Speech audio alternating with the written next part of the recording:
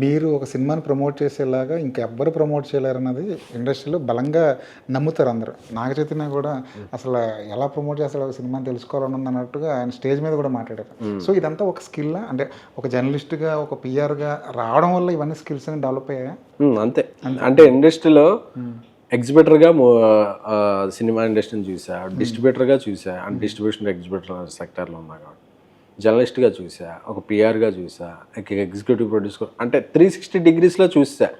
ట్రేడ్కి అటైపు చూసా, ఇటైపు చూసా. సో ఒక సినిమా ఎక్కడ ఫెయిల్ అవుద్ది, ఒక సినిమా ఎక్కడ సక్సెస్ అవుద్ది అది మ్యాక్సిమం వరకు ఇన్ఫర్మేషన్ అనేది ఉంది. సో ఆ సినిమాని బలంగా ఎలా తీసుకెళ్లాలనే దాని మీద, అంటే అన్ని సినిమాలు తీసుకెళ్లారు కాబట్టి అంతమంది హీరోల సినిమాలని ఆ ప్రాసెస్ అలవాటైంది. సో ఆ ప్రాసెస్లో నా సినిమాని ఇక నేను బ్రెడ్ అండ్ బటర్ అనుకున్న నా సినిమాని ఇంకా బలంగా తీసుకెళ్తాను. ఇండస్ట్రీలో ఒక మంచి టాక్ ఏంటంటే అల్లు అర్జున్కున్న పిఆర్ అంత స్ట్రాంగ్ పిఆర్ ఇంకా ఏ హీరోకి లేదని చెప్పేసి చాలామంది గట్టిగా నమ్ముతారు. బన్నీ ఆ స్థాయికి వెళ్ళడానికి పిఆర్ వ్యవస్థ ఎంతవరకు ఉపయోగపడింది అంటారు? ఎంత ఎఫెక్ట్ పెట్టి ఉంటుంది అంటారు? ఏమో ఇప్పుడు ప్రజెంట్ టీంలో మనం లేం కాబట్టి మీరు ఉన్నప్పటి నుంచి చూస్తున్నారు కదా. పిఆర్ కన్నా కూడా ఆయన నేను ఇక్కడ ఎదగాలి అనే ఒక బలమైన కాంక్షను చూసాను, అది ముందుకు తీసుకెళ్ళింది. లేకపోతే ఇప్పుడు ఒక హీరోకి పనిచేసే టీము ఇంకో 2-3 హీరోలకు కూడా పనిచేస్తారు. ఒక పిఆర్ కాదు, ఒక బలంగా ఎదగాలన్న కాంక్ష ఉంటుంది చూసారా, దానికి పెట్టే హార్డ్ వర్క్ ఉన్న డెడికేషన్ ఉంటుంది చూసారా, అది ముందుకు తీసుకెళ్ళిద్ది. మొన్న ఏదో ఒక ఫంక్షన్లో కూడా ఏదో కిరణ్ అడిగారు, పిఆర్ బాగా చేసి, అంటే పిఆర్ అనేది ఎక్కడ తీసుకెళ్ళి నీకున్నదాన్ని ఎలివేట్ చేస్తా అంతే, ఈయన ఇది అనేదాన్ని ఎలివేట్ చేస్తా తప్ప ఒక పిఆర్ వల్ల హీరో ఎదిగిపోతాం, ఒక పిఆర్ వల్ల దిగిపోవడం అనేది ఉండదు. ఆయన ఎంత కష్టపడతాడు, చాలా కష్టపడతాడు కదా ఆయన. అసలు ఆయన పడే కష్టం అనేది చాలా ఎక్కువ. ఓ విజన్ ఉంది ఆయనకి, నేను ఎక్కడికి వెళ్ళాలి అనేది విజన్ ఉంది. ఆ విజన్ తీసుకెళ్ళదు తప్ప దాన్ని పిఆర్ చుట్టూ ఉన్న టీము లేకపోతే ఎవరో తీసుకెళ్తారంటే అది మన ఊరికే అనుకోవడానికి బాగుంటాయి ఇలాంటివి.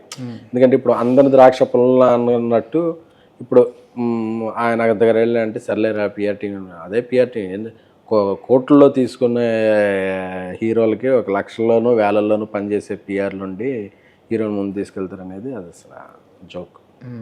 కాకపోతే సపోర్టింగ్ సిస్టమ్ ఎప్పుడు కూడా పిఆర్ అనేది మీరు అన్నట్టు ఒక నెగిటివ్ వార్త బయటకు వస్తే దాన్ని అడ్డుకోవడానికో లేదంటే ఒక పాజిటివ్ వైబ్ని జనంలోకి తీసుకెళ్ళడానికో పిఆర్ గట్టిగా పనిచేస్తుంది. అవును, అది కూడా హీరోని బట్టే ఉంటుంది. ఇప్పుడు హీరో నా పిఆర్ టీం ఇలా ఉండాలి, నా మీద ఏదన్నా వస్తే అది ఇన్స్ట్రక్షన్ బట్టి, పిఆర్ డైరెక్ట్గా తీసుకునేది ఉండదు. నా మీద ఒకటి వచ్చింది, ఇది ముందుకెళ్ళి వెంటనే క్లియర్ చేసేయాలి అనే ఇన్స్ట్రక్షన్ ఉందనుకోండి, క్లియర్ చేసేస్తారు.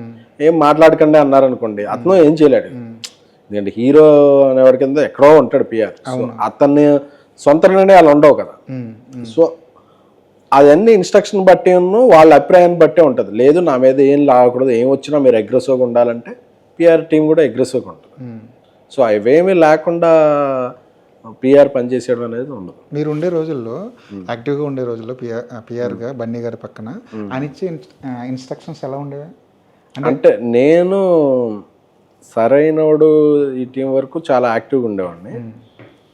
అప్పుడు ఎక్కువ బాగా ఫ్రెండ్లీగానే ఉండేది. అంటే ఎక్కువ అంత సేమ్ చాలా హీరో అవకముందు నుంచి ఉండేవాళ్ళం కాబట్టి గారితో అయినా చరణ్ గారితో అయినా ఎక్కువ మాకు ఇంటరాక్షన్స్ ఇలా చేస్తున్నాం ఇది అని చెప్పి, సో ఫ్రీ హ్యాండ్ ఉండేది.